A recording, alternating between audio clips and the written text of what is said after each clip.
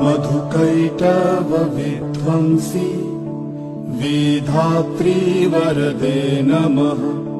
रूपं देहि जयं देहि यशो देहि दिशो जहि।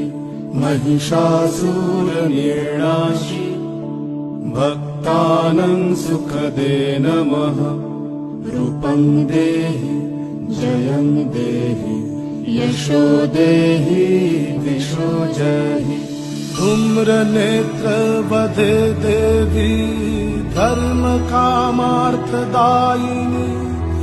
रूपं देहि जयं देहि यशो देहि दिशो जहि। रक्तबीज वदे देवी चण्डमुण्ड विनाशिनी। रूपं देहि जयं देहि यशो देहि दिशो जहि।